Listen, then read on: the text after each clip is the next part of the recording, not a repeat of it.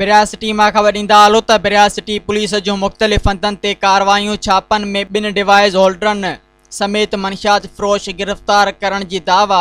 थाणे ते 2 अलग अलग केस दाख़िल। ڀرياسٽي पुलिस कारवाई कंदे मनशियात फ़रोश लखमीर कलोड़ो खे छापो हणी गिरफ़्तार करे 1200 ग्राम चर्स बरामद करे मनशियात जो केस दाख़िल करे वरतो।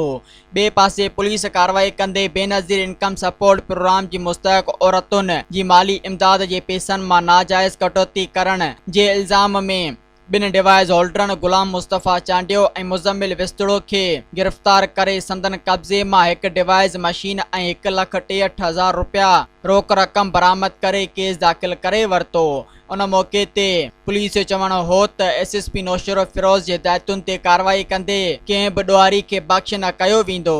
सब्सक्राइब कयो अवामी न्यूज़ HD खे ऐं ताज़ा तरीन ख़बरुनि लाइ ॾिसंदा रहो अवामी न्यूज़ HD।